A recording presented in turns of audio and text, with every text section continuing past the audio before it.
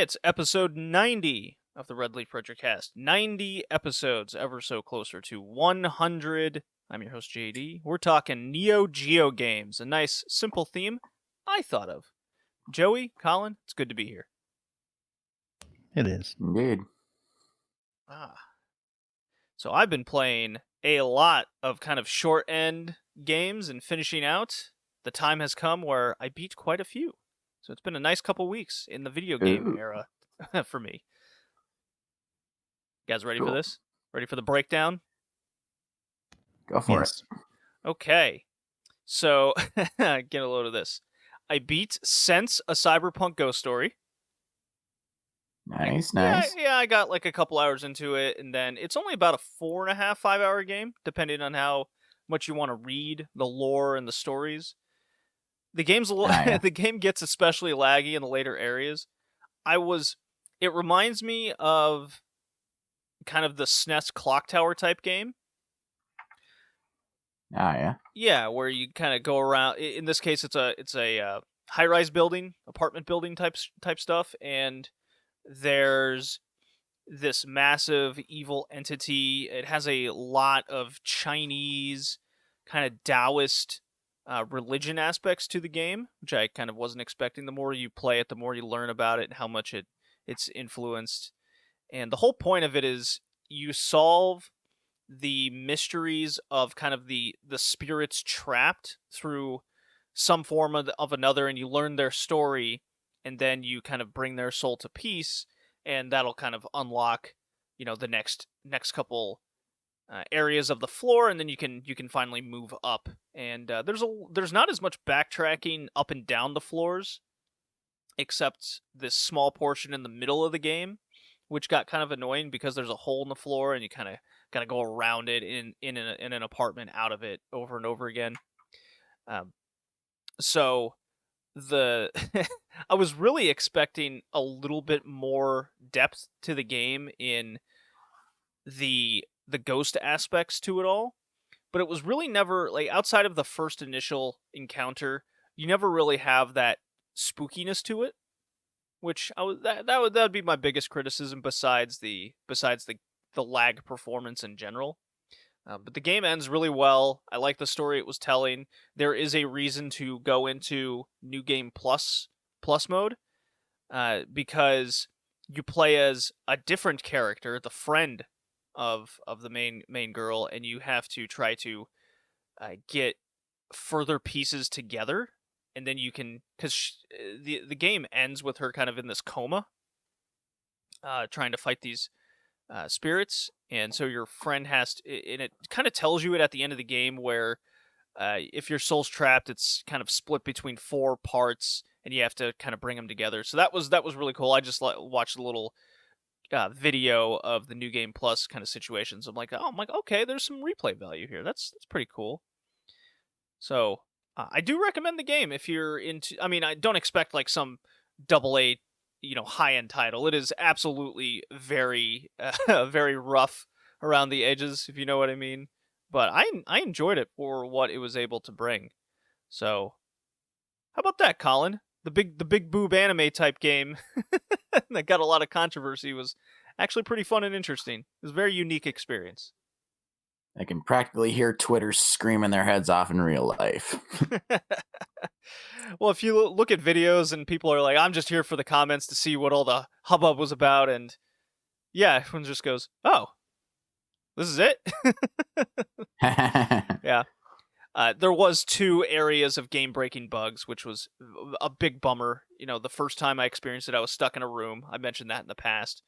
The second time I had saved prior, and I was reading a walkthrough just in case there was other bugs, and there was another area where the guy who wrote the walkthrough goes, be sure to save here because you might encounter a bug here that you won't be able to attack these ghosts coming at you with the weapon. There's something about it just not registering. And then there was I didn't have that issue, but then the second one that I was warned about being in a room and you might trigger like being unable to get out kind of situation. And that absolutely happened, so I just reloaded the save, and then it worked the second time. So just there's some bugs in there, lots of lag in areas. So I am playing it. I did play it on the Switch. So Cool. yeah, I beat the Phoenix Wright bonus chapter. That was like as long as the whole game itself. That sucker was long as hell. Yeah, fun little chapter. I'm curious if the second game kind of brings back not just that girl, but of course the medium that helps you throughout the rest of the game. So that's kind of my thoughts on that one. I spoke a lot about Phoenix Wright, and then a lot of Neo Geo games I've been playing on the Switch. More on that later because, well, our topic is Neo Geo. That is our theme today. And my final game was Cyber Shadow. Have you guys heard this game? No, but it sounds intense. It's on my Switch wish list. Oh, I say get this game immediately. Are you a fan of Shovel Knight? More or less. More or less. Okay, so this game is from Yacht Club Games, the Shovel Knight people, but it was not made by by Shovel Knight people. It was assisted by them. So this dude, single guy, made this game by himself, and as he was apparently posting videos of it on Twitter and updates, Yacht Club Games contacted him and wanted to help and help publish it and get it out there. And they gave him, kind of tips and tricks and advice throughout making the game. And it turned out to be a Mega Man-esque Ninja Gaiden side-scrolling action platformer. It is cool, utterly fantastic. I loved it so much up until chapter 8.5.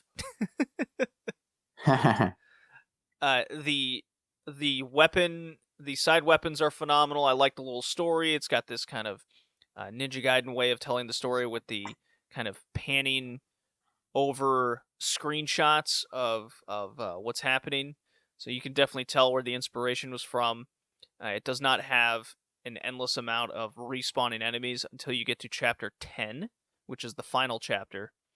So this game is so fun up until that point. The boss battles are really fun. They're nice and they got a nice little challenge to it. Everything kind of makes sense. When you get to chapter 8, maybe I just didn't find the right area to it, but you can't.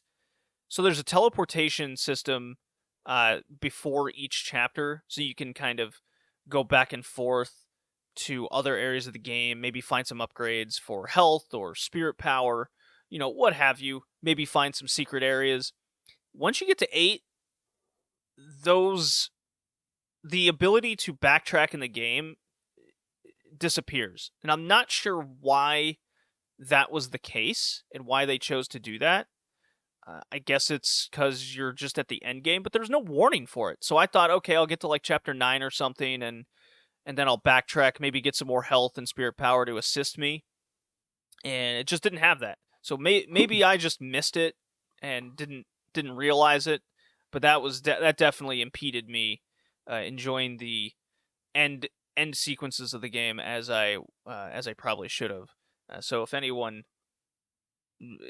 knows different, feel free to inform me. I could be absolutely wrong, but that was my experience. And but that doesn't change the fact that chapter 8 dials the difficulty up tenfold over. Where, oh boy, yeah, enemies hit harder. Seemingly every area is instant kill, so your health doesn't matter. You just miss one jump, it's up all the way back. The checkpoints throughout the levels, the distance between them are absurd with the amount of enemies on the screen that can just kill you immediately. So I watched YouTube videos of kind of these speedrunners, and this helped tremendously get through these areas. So there's a way where you can slash and pogo stick jump to kind of get to areas with less enemies, or slice through them, in which it keeps replenishing your spirit meter, so you can essentially slash jump across a level much faster, and you don't get pounded by enemies over and over again. That still doesn't exclude the fact that there's instant death spikes and pitfalls just galore in areas. Like chapter 10 is platforming. It's something straight out of like Ninja Gaiden 3. where there's platforming, heads out of skulls out of Castlevania, Medusa heads kind of deal, coming at you, knocking you back off platforms. So it's got all that. The final boss it wasn't as challenging as just getting there. There's, of course, 3 forms. There's a boss that you beat, and then there's the final boss, and then, it's his final form type boss, which is even harder. But it wasn't as cheap as, say, some of the bosses in Hollow Knight that I experienced last year when I played that game. Yeah, Cyber Shadow is a definite recommendation for chapters 1 through 8.5.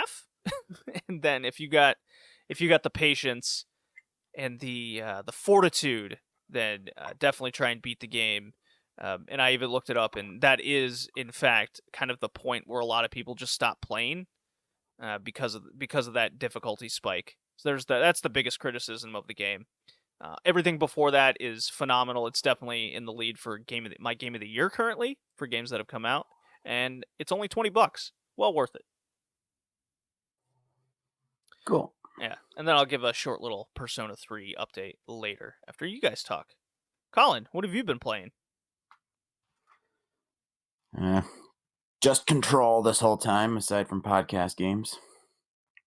More of the DLC? Yep. I beat the Alan Wake DLC. Kind of ended on a bit of a cliffhanger. Honestly, it didn't really advance the story on the Alan Wake front all that in a substantial way, but given the cliffhanger it left us on, I'd be interested to see where it goes if they make Control 2 and that ends up bringing us back to the Alan Wake storyline. I've also been playing through the second DLC called Foundation, where you go below the oldest house, which is where the entire game takes place, in order to explore its, for lack of a better term, support structure and repair it before the whole thing gets destroyed by some force besides the hiss. And it's pretty neat. I mean, you even get new powers to help traverse it, so that's a pretty cool addition. And last night I came across an optional side quest in that DLC involving a supernatural movie camera where you wind up in an on-rails jumping and fighting section straight out of an 80s sci-fi movie. Oh, that's cool. Yeah, the aesthetic is almost exactly like that of Far Cry 3 Blood Dragon. Oh, wow. That's pretty neat. Yeah, it's pretty cool. It was totally random, but a lot of fun. I wonder if the Control Complete Edition came out on the PS5. I think it did. Yeah, I think so. And that comes with all the DLC, right? Yeah, if you buy Ultimate Edition physically for PS4, I think you get a download code for the PS5 version. I don't.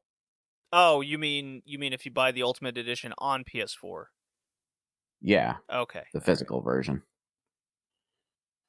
Gotcha. But yeah, that's pretty much all I've been playing. Didn't have much time for anything else. It's been a busy couple of weeks. Of course, it always is with you. Yeah. Yeah, I gotta do my taxes. Yeah, it is out. I did my taxes too, but we're not here to talk about taxes. Why can't we bitch about taxes? Because I owed again. You owed again? Oh, no. Government. Yeah, 2 years in a row now. Oh, man. And it was twice as much as last year. Oh shit. No. This was the first year I didn't owe $100. Oh, I wish I was only $100. I actually got money back. Lucky. Uncle Sam wanted more money. Apparently, I don't give him enough during the year. I might have to owe myself because I was on employment insurance after being laid off for so much of last year. But we'll see. Well, Joey, what have you been playing? I've been playing a whole lot of little things here and there. Haven't really been sunk into a game the last 2 weeks. So I played a little bit of Diablo 3 because the new season started. And then I stopped after a couple days because I got bored. And then I picked up Apex Legends, and I've been playing that for the past few days. Oh, Apex, you're on that kick, are you? Yeah. Some of my friends wanted to play, so I'm like, why not? See if I'll fall into that. But kind of looking for something to play right now. Haven't found it yet. Okay. Well, I guess it's time I give a nice little Persona 3 update, eh? Maybe? Go for it. Yeah. Maybe.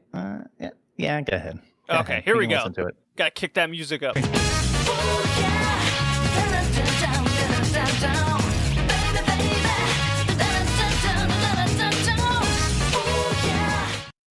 Persona 3 update. So I'm trekking through the upper floors. I'm on my way to the third boss. I have reached the point where I pretty much get one-shotted by an enemy if I don't knock him down. So I did beat the second boss. I think I mentioned that on the previous podcast. I got to a mid-boss, and this sucker can heal itself. And most of the personas I had, I didn't realize I had done this.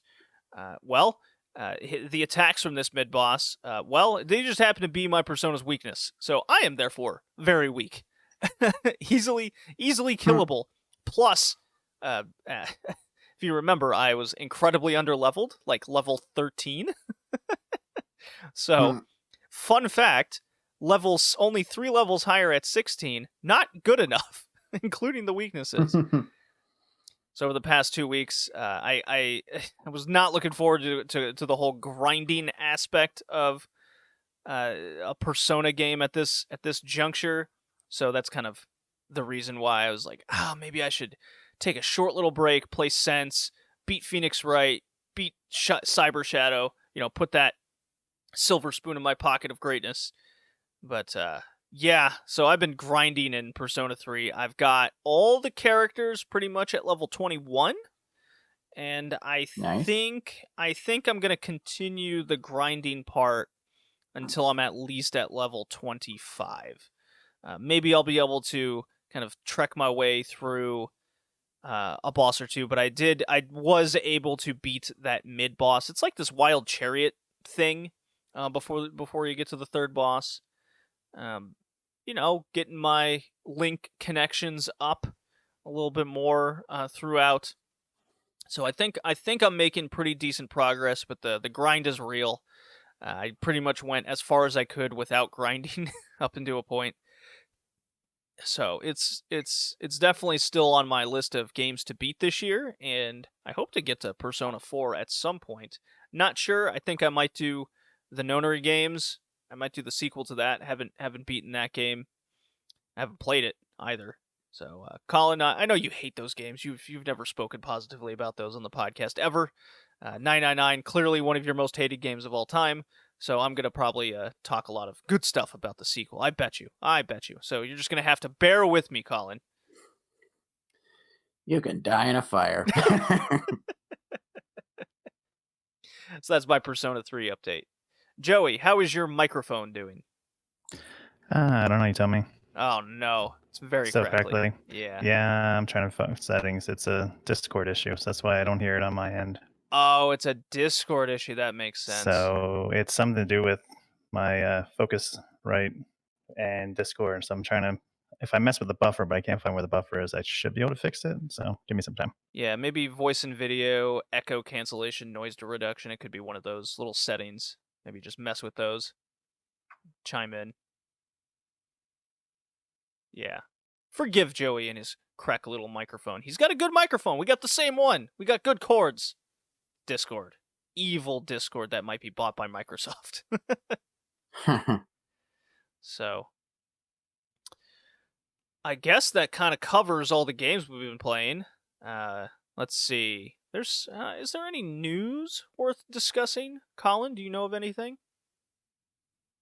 I'm not sure. I mean, I remember hearing that Nintendo had cut off supply of Mario 3D All-Stars, but I don't know if that's particularly newsworthy, aside from the fact that copies being sold online are now jacking up the price as a result. Oh, yeah. Yep. That figures, doesn't it? Well, there was an article I read recently, just kind of by chance from a fan in the Discord, member of the Discord, Red Leaf Retrocast. Hit us up if you want to join, talk about games, wrestling, anime, all the such. There was an article over a heavy supply-demand issue with superconductors, or no, semiconductors. I'm sorry, semiconductors. And it's from a mixed, like all the places around the world that produce these things have some sort of either natural disaster or political disaster, or a combination of both, where these are produced, that is causing this huge uh, uh, issue in producing these things. So, like, the earthquake in Japan shut down the factory, it, like, messed up some things. So, the winter storm in Texas, outside of Dallas, that produces, like, the microchips that are involved in these superconductors. There's been fires, political unrest in China, mixture with kind of mudslides at a plant that produces these things. The ongoing issue between China and America in getting supply routes out are causing issues with storms. It's quite the interesting story. Why is this relevant? Well, if you are into upgrading your graphic chips in your, or graphic cards in your computer for your gaming computer, or if you, like me, want to buy a fucking PS5 and you have the money just sitting here waiting to buy one, that is why the PS5 is having such an issue getting consoles out, because these chips can't be made or can't get out of the factories where they are being made from all of these factors. It's like the perfect storm of disaster for a lot of these higher end. And it's not just video games this is affected by. It's also kind of high end medical devices, which these places make. The list goes on. It is quite the story, worth checking out to read. So a little, I guess you just have no choice with patience with the PS5. It's just a shame mixture of the coronavirus and now these just natural disasters affecting these places that make these things. It's a bummer. Have any thoughts, Joey? Well, can you hear me? Is it better? Oh, that's way better. I just got to turn you up a little bit. Yeah, I just had to turn my buffer down. It's a quick fix. There might be other settings that I can do, but I'll do that after the podcast, see if I make Discord work. But yeah, I agree with everything you said. All right. I'm glad to hear your sultry voice is not crackly. Yeah, I just hope that your recording works, because my Audacity failed when I was messing with settings. So That's okay. I got a backup for a reason. yeah, you're gonna have to use it. Yeah. Like all always. Right. Cool. Sony is losing a lot of employees to because they're not concentrating on the third party or independent titles. They want to use all their resources to remake Uncharted and remake Last of Us. Yeah, I heard about that. And they canceled the Days Gone 2. That's kind of okay. Yeah, I haven't played it, so it's no skin off my back. Yeah, it's not all that's chalked up to be. It's, I know Jay, former member of the Modern Game podcast, when that was going on, he really liked it. It's just your kind of standard open world. It had some good mechanics, but just not enough going on for it. Yeah. Yeah. At this rate, there may not be any more Gravity Rush games either. I mean, I don't recall those selling all that well either, though. Yeah, they weren't flops either, and I liked them. I guess you could call them more or less cult hits. Yeah, I suppose that's a fair take on it. Sure, I can get behind that. Well, all right. I guess I'll play a drop and we can start talking about the fucking Neo Geo. Anybody interested in a drop that we know we have? I have no idea what drops you have. Do you maybe have a Metal Slug drop, or? Oh, I should get a Metal Slug drop. Well, I mean, Metal Slug started off the podcast with its theme, that's for sure. So I guess. You know what? How about Mega Man? We haven't heard that in a while. Okay.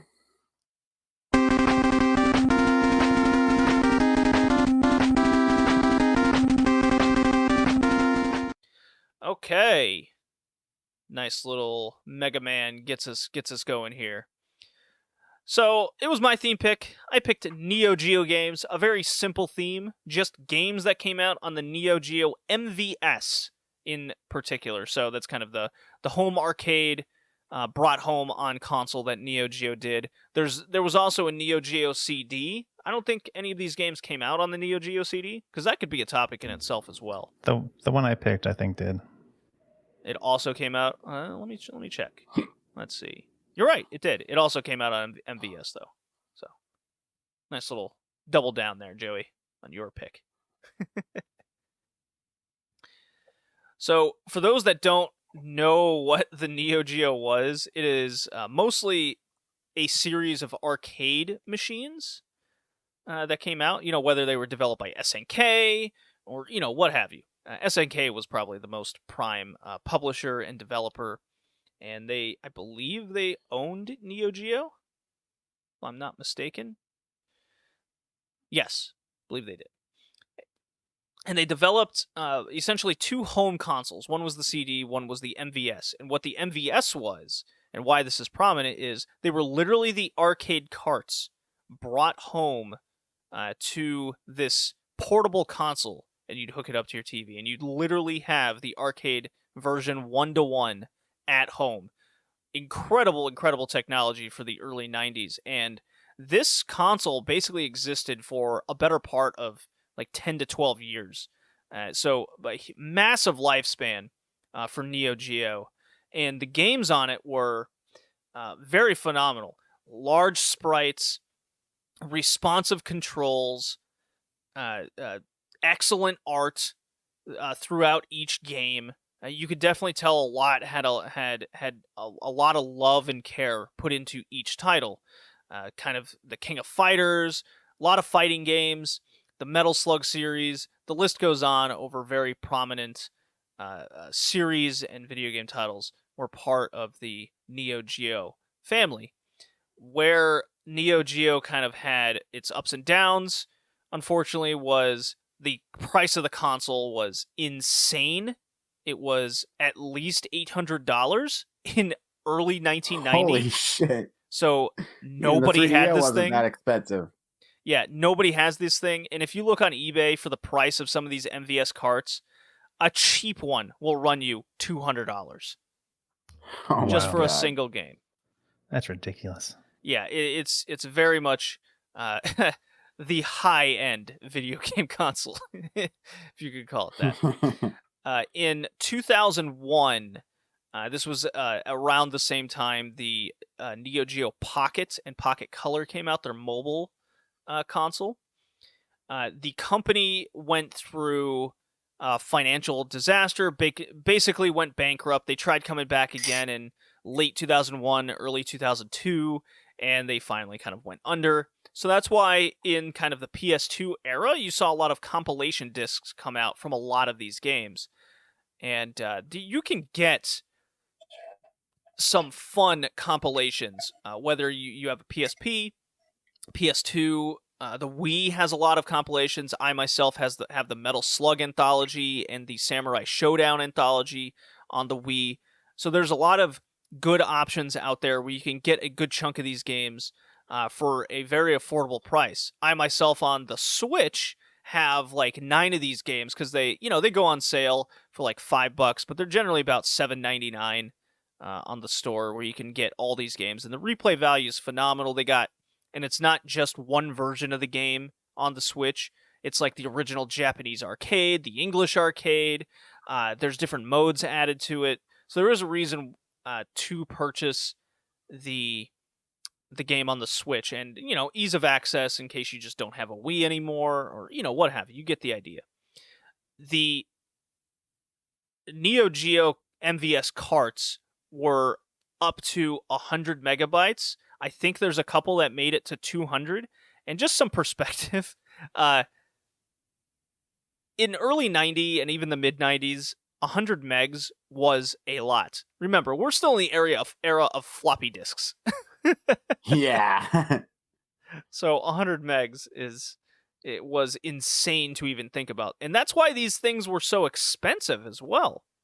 So if you were a fighting game enthusiast and you didn't want to spend, hundreds of dollars of quarters at the arcade, then if you could get your hands on one of these MVS things, or even the Neo Geo CD, if you can put up with the high loading times, then more power to you. And we're going to talk about 5 games that came out in the Neo Geo, and it's a good representation, I feel, of what you were capable of getting on this console. There's a couple other podcasts out there, a couple websites. There's like Retro Cartel, and a couple other podcasts out there that have in-depth Neo Geo descriptions and what the console was capable of. And so that was kind of your Cliff Notes version. What did you guys think about the 5 games we picked? Your feel over the Neo Geo? I myself have the Ouya, and for a long time, that was my Neo Geo kind of emulator because it played them perfectly. And with something as expensive and collecting all the compilation discs, it really gives perspective of what the Neo Geo was. Colin, why don't you go first? What are your thoughts over this thing? Well,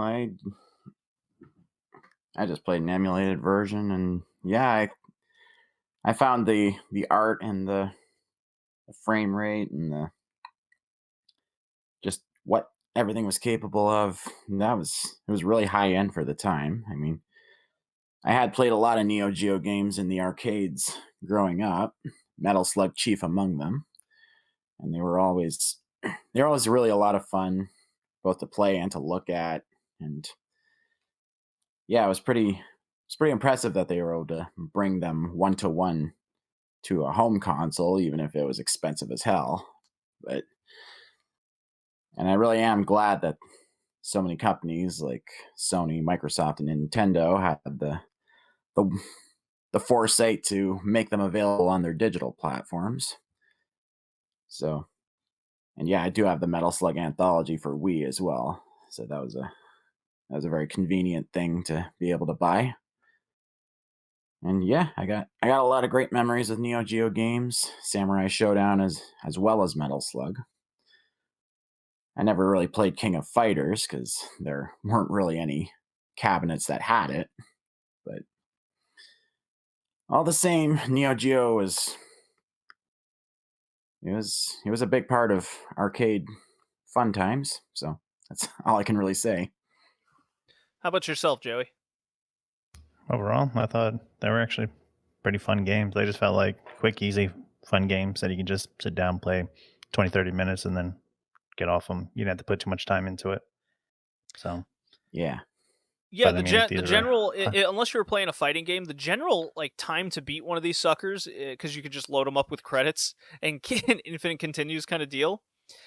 It's about 45 minutes to kind of go through one of these games to completion, which is, it's not a big time consumption for you.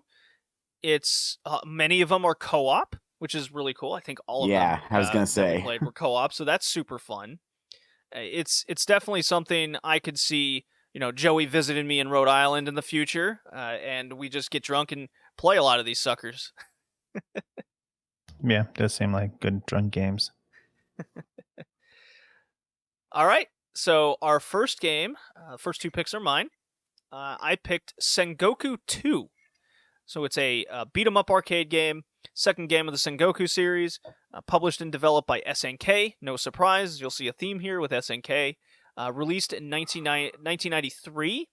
It does have a great co-op experience. It's a very much a hack and slash type game as well. Side-scrolling action game.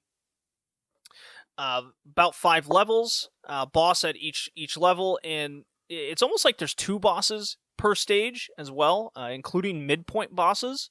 So what is happening here? And I played the first game to completion, and then I for each of these games, outside of a fighting game we covered and a racing game that we covered, so these first 3 actually, I tried to I gave myself a goal of trying to clear these games with less than 10 credits used.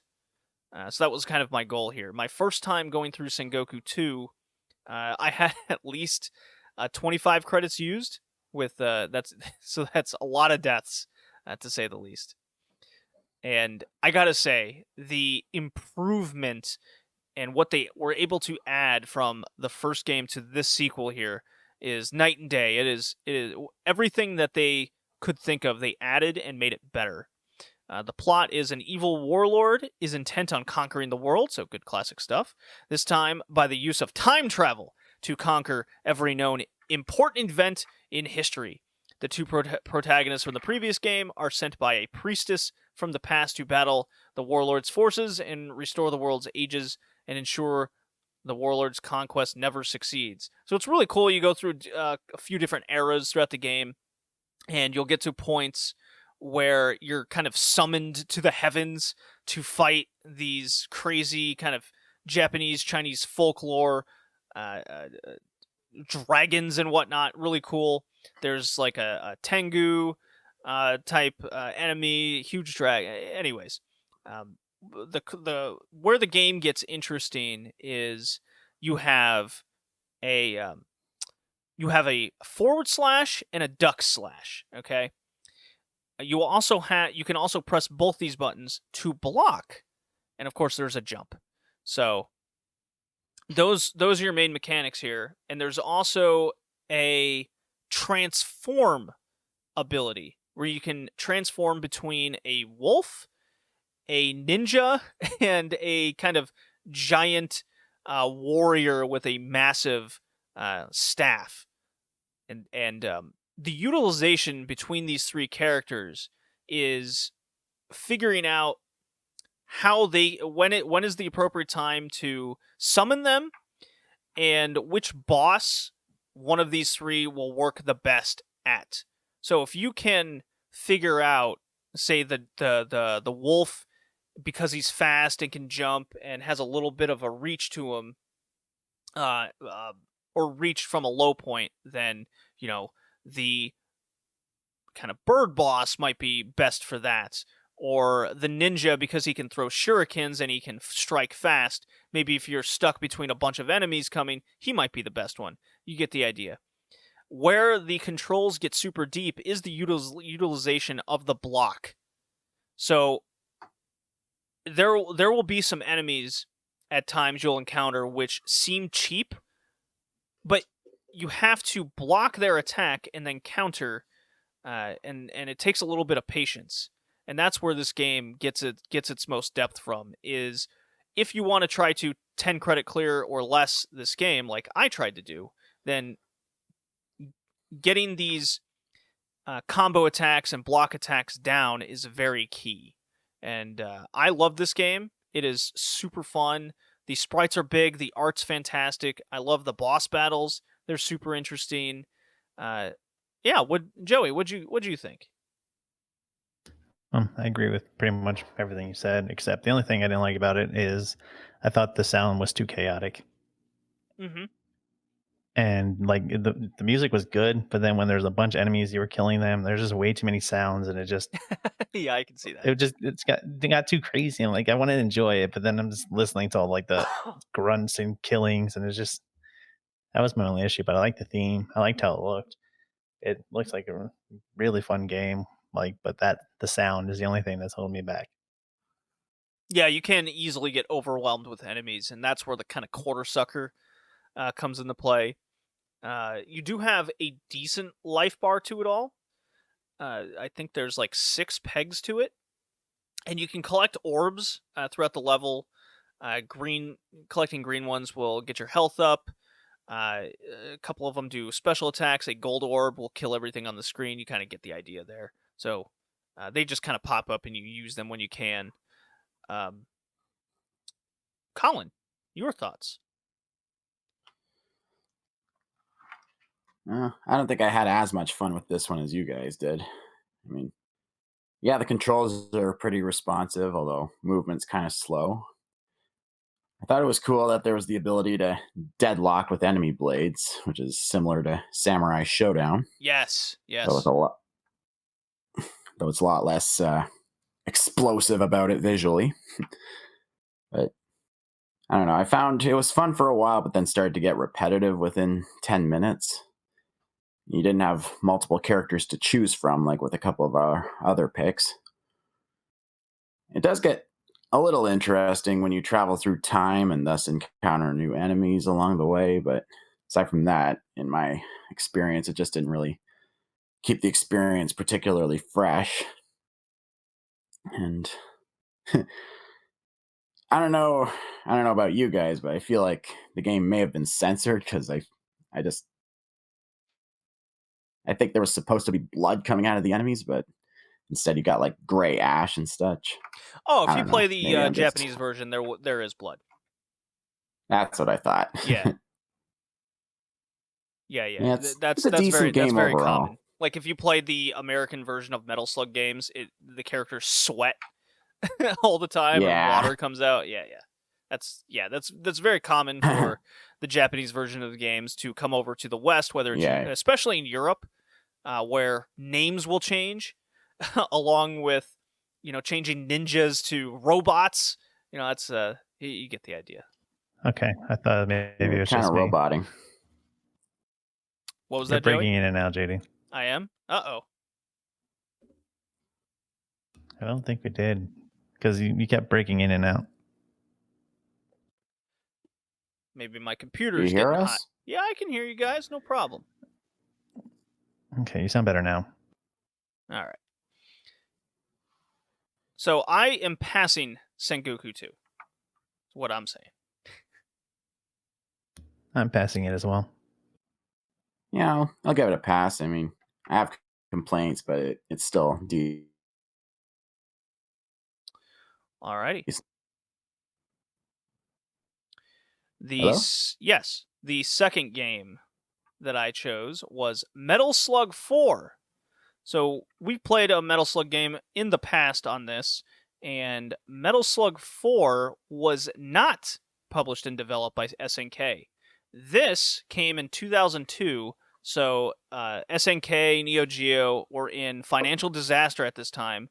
So the Metal Slug franchise was then developed by a new company called Mega Enterprise / Noise Factory / Playmore. So a number of them, published by Playmore. And the idea here was to take everything Metal Slug was known for and kind of give it a fresh coat of paint, in the sense of more slugs, more kind of mechas to ride, a more anime feel to a lot of the character designs and the game designs to it all.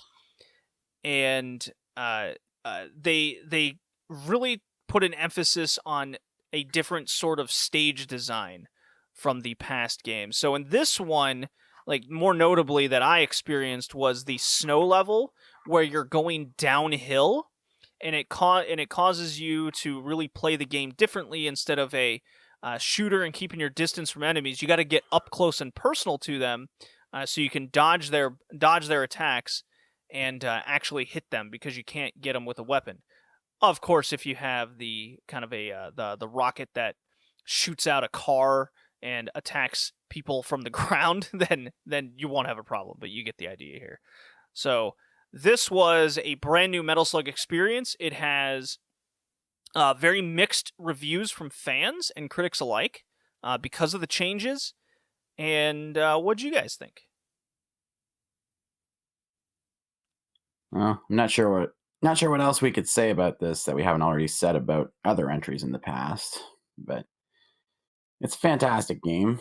I mean, some new features. I don't know if this was in previous games, but when you blow up cars, you can actually get launched into the air to get to hard to reach areas. And there's also twin Uzis as a new weapon, and some new characters show up. But aside from that, it's classic Metal Slug, just bigger and better. And I don't know about you, but I found, you remember the zombie stage? Yeah, so there's a point where you can go up or down. Up is a zombie stage. Down is into a pyramid crypt where you encounter mummies. Yeah, I went the zombie route and I found it really frustrating because if you get hit by one, you turn into a zombie and it happens really slowly. So you're just stuck in place for like at least 5 seconds straight. And when you die, it's also really slow, same amount of time. And naturally, I died a lot in that stage. So, although I admit being able to spew a screen clearing fountain of blood in place of your grenades was pretty fucking metal.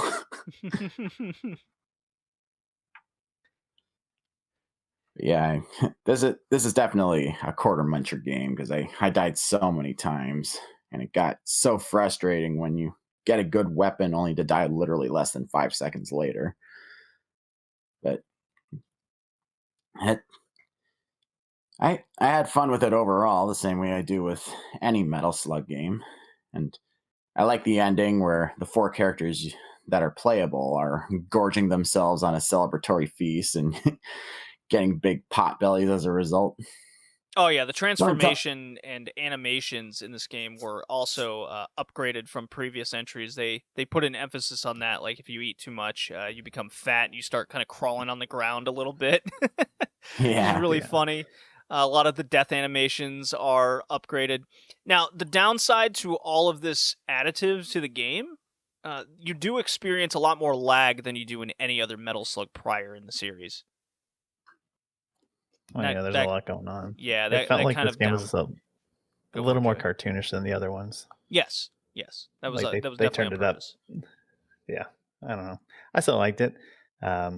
It definitely, yeah, there was some lag at some points, and I did like running downhill as a fat dude, um, eating everything I could. But it was fun. I mean, I'm not a big fan of Metal Slug, so I don't. I guess if you're a fan, it might be different, but to me, they're just a different game. It kind of feels the same, but more cartoonish. Yeah, one important note here, or at least fun note, is there's two characters taken out from the previous series, and there's two new characters introduced for this one, and it's only in 4 and 5 that these two new characters are, and because I believe Playmore has the rights to it, they were never allowed to use the characters again in any other game. So that's kind of a bummer. I would have loved to Hmm. see a Metal Slug with every Metal Slug character as an option, kind of as a big compilation series game. To bring them all together. That would be really cool. So nice little note there. I didn't like I think the one stage area I didn't like, as opposed to everything else I liked about Metal Slug 4, was there's this like tank boss that shoots out green floating potions or bubbles, and they turn you into the mummy zombie type thing just to slow you down. It's every single one will pop and potentially hit you very easily. That felt incredibly cheap throughout the game because one thing I like about the Metal Slug games overall is the fact that for someone like me who's not the greatest gamer through games like this, I'm able to one credit clear, say, Metal Slug 3 and Metal Slug 2. I was not able to do this in Metal Slug 4 because of sections like that. There's a couple of them that I just felt they were too cheap just to take my quarter, as opposed to at least getting somewhat good enough where a death or two won't be the end of the world. While in those sections, I felt like I would immediately lose an entire credit, so to say. Um, that's my biggest complaint about that. The lag didn't totally bother me, although it did kind of impede certain enjoyments of the areas that they happen in. You can't get around that.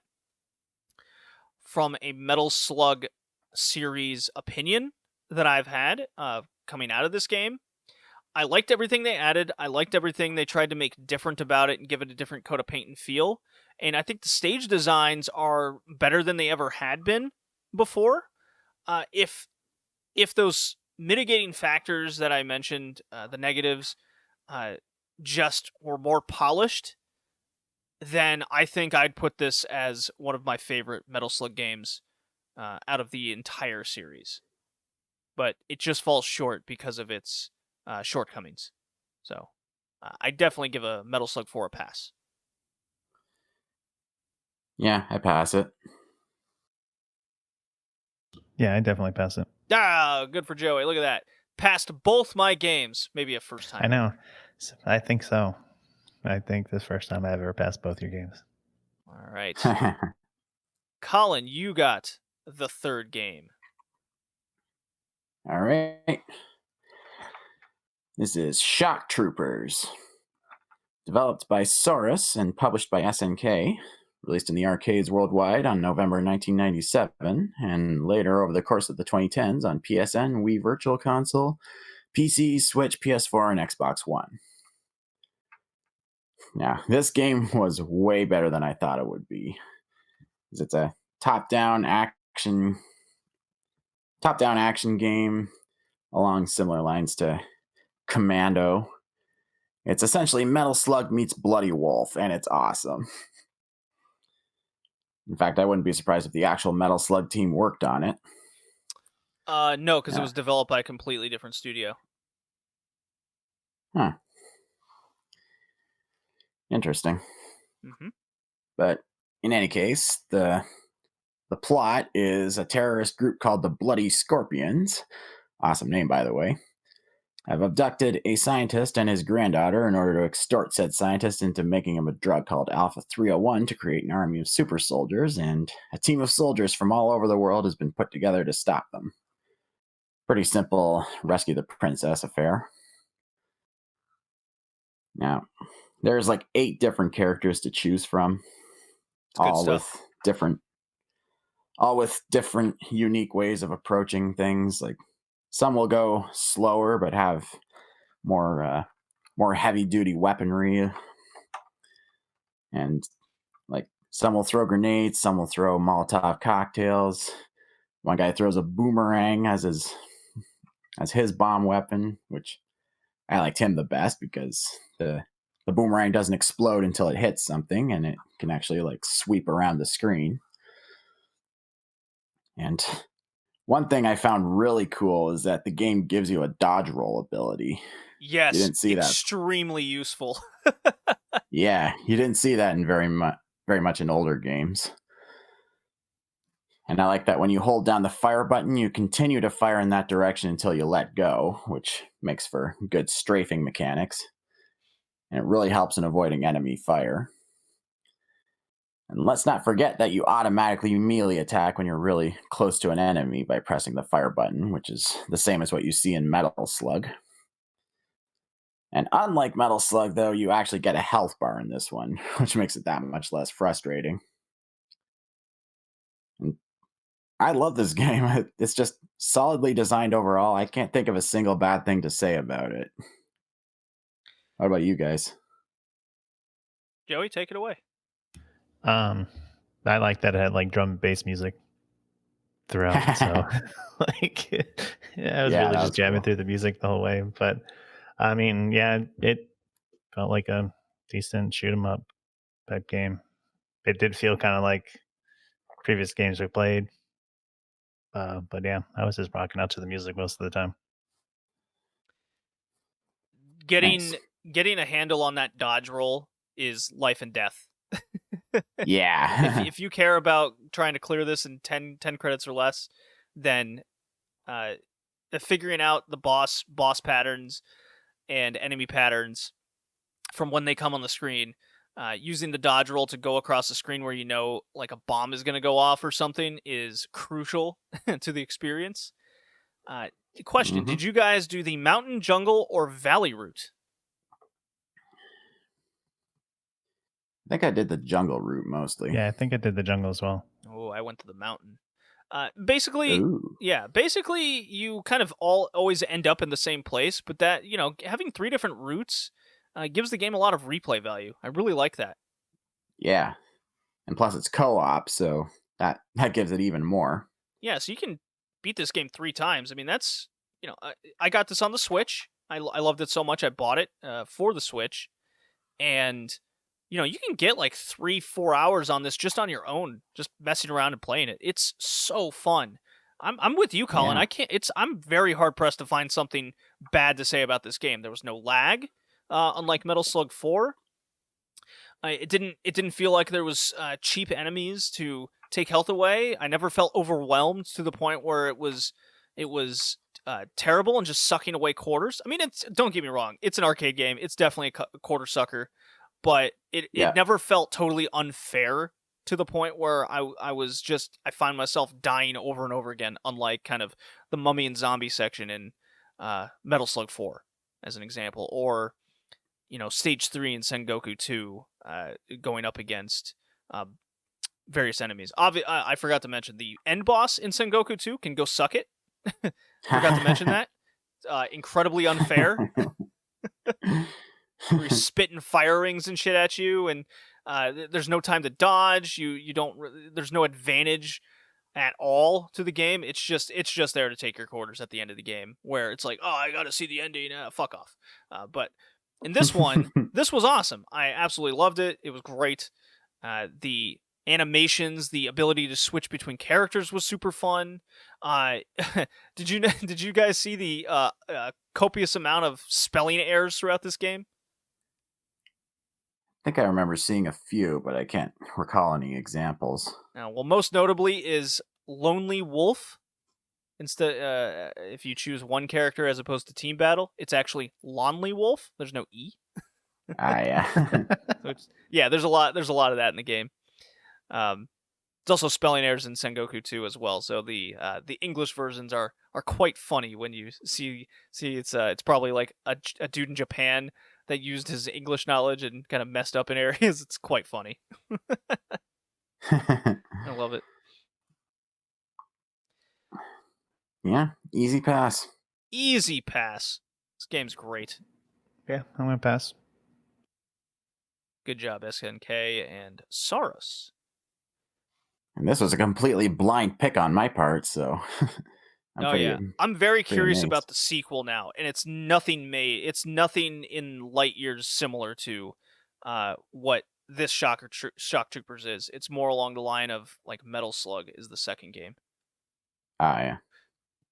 At least that's how it's been described. It looks like kind of this isometric top-down situation.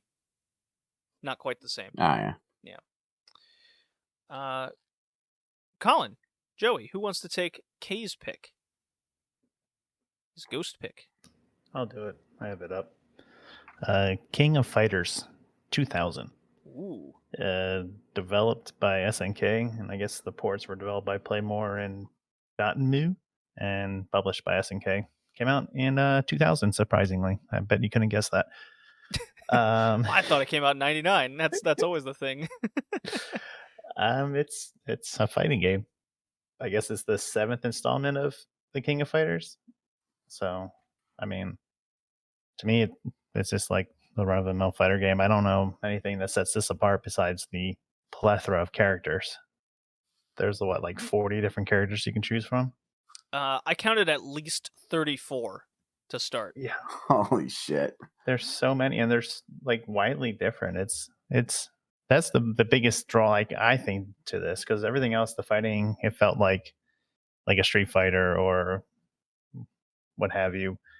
But the characters, they were different. They seemed to be fun. Some of them seemed to have really long legs, and it was a little confusing. And then I like the old drunken monkey guy. Oh yeah, he's great. He's great. But I mean, I think I played as K and that drunken guy a few times. The hero team. And then I played as Clark because I thought it was funny that there was Clark. Yeah, there's fun names. Yeah. So the King of Fighters is famous. I believe we've spoken about a previous King of Fighters game or two on this podcast. Probably on the fighting game episode. I just can't remember off the top of my head. There's what they do is they take kind of a bunch of fighters from previous SNK games like Art of Fighting, Ikari Warriors, Fatal Fury. You get the idea, and they all lump them into kind of a team, because there's a team aspect to King of Fighters where you can play as pick 3 characters and go up against another 3 characters, It's like a Survivor Series type situation here. Yeah, the like King of Fighters is, at least when fighting games around this time were coming out, it was all about how many characters you can get in the game. They always wanted to add to the game. They never took it away, and that's why, like, when I play something like this, it just emphasizes how unacceptable I find modern fighting games. When you can, like Street Fighter 5, always the most egregious example of, you start out with like 10 characters. Like, what is this? We're back in the Super Nintendo era, and then everything else after that is DLC. The games are rushed, and here's King of Fighters 2000 with like 40 characters to start, characters to unlock, all these different game modes to play. Each character has its own individual story to unlock and play through. Now, don't get me wrong, it is a fighting game, so of course the final boss is, no, at least with this one, is one of the most cheap bullshit, like, nonsense you can ever experience. So, in that sense, it's still very true to fighting games. Colin, what do you think?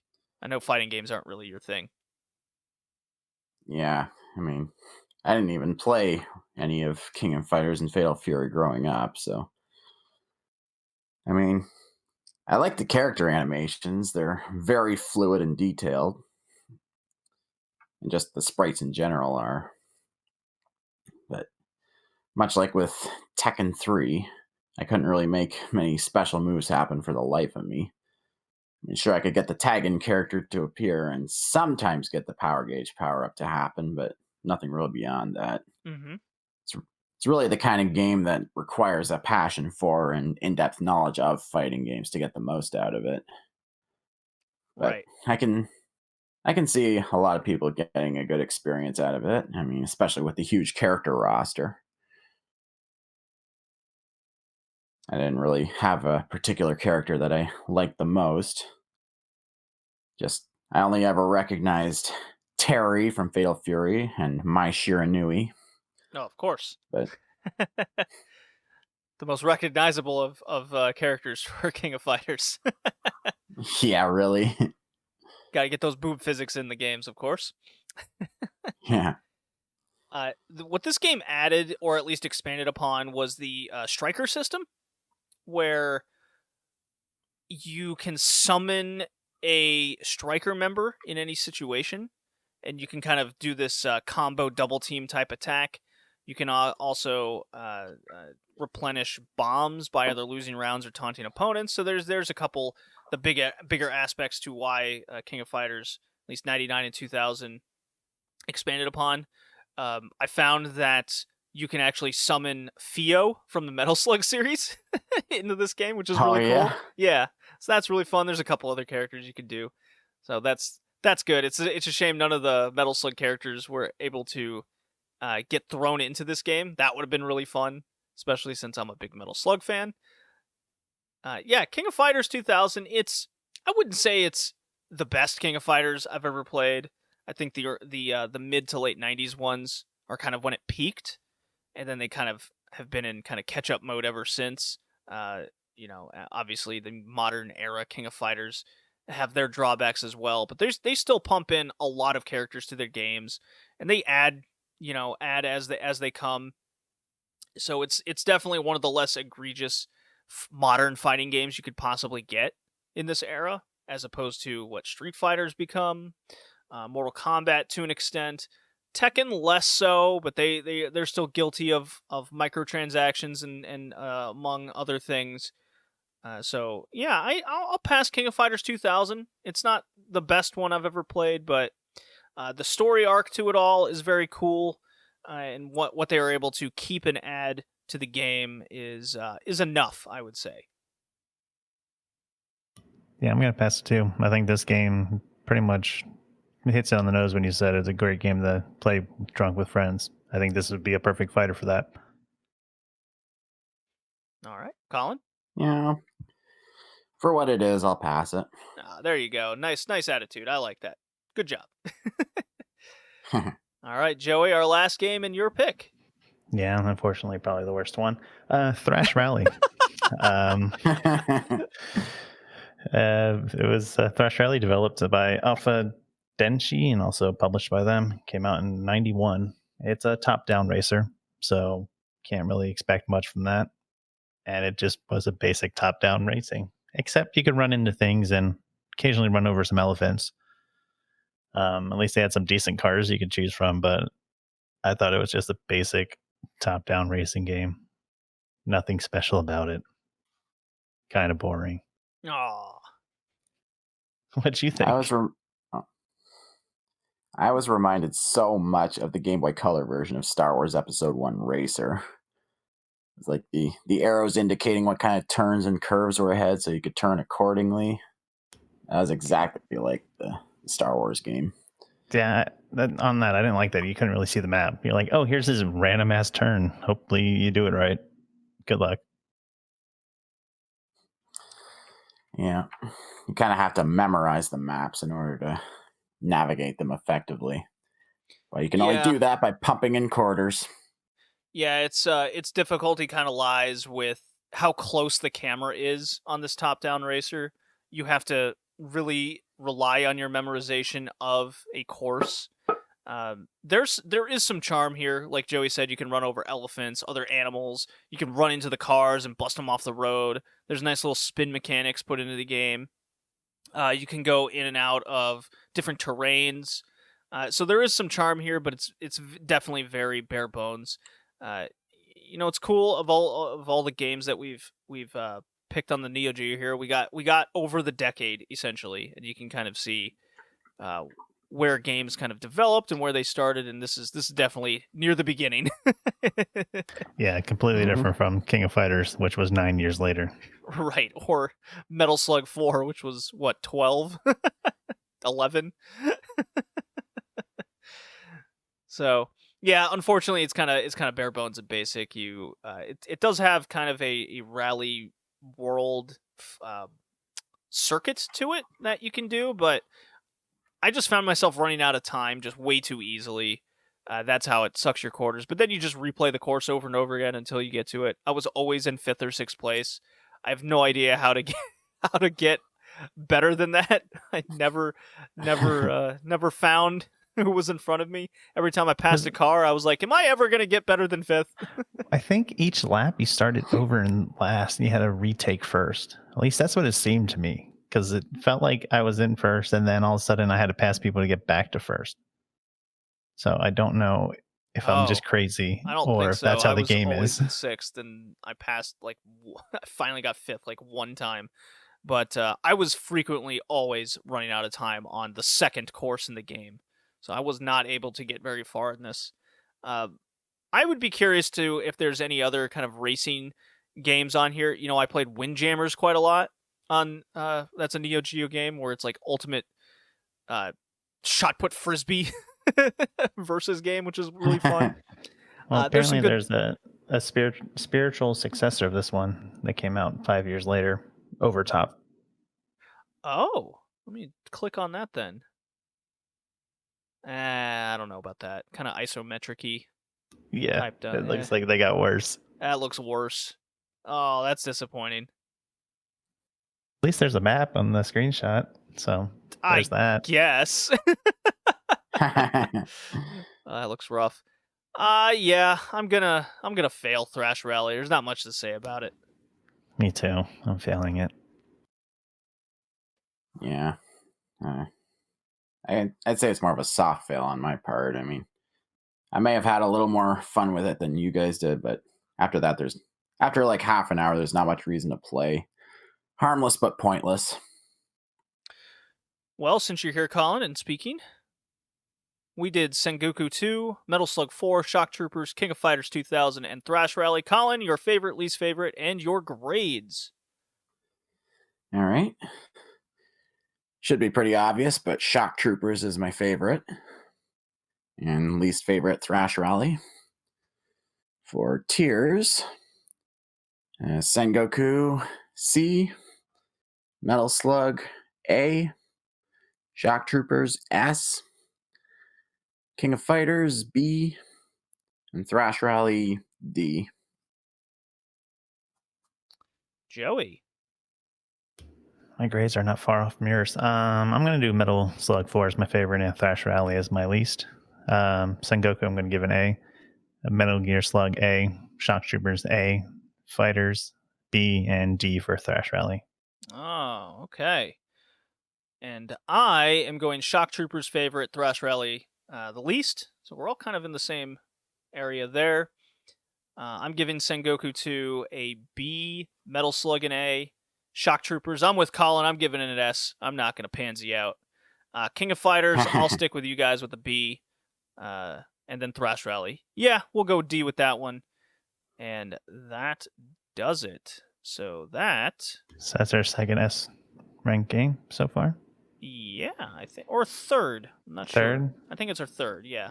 Wait, they won last time, right? Yeah, I believe that was Diablo 2. Yeah. Was Diablo 2 the first or second one of the year? I think that was the second one. I can't remember.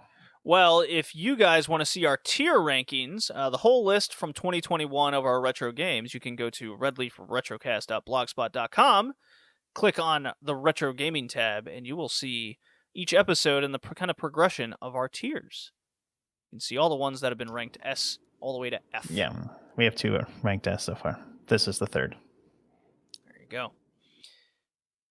So I think that makes Sengoku 2 a B rank, Metal Slug an A, Shock S, King of Fighters B, and hey, that was easy. Our next episode is Colin's theme pick, which is side-scrolling shooters. Yeah. Stuff like Mega Man and other such stuff. Mega Man, Gradius, all kinds of very loose theme. I like these loose themes. Makes it easy to pick the games. So there you go. Join us next time. We'll see you later. Bye. Bye now.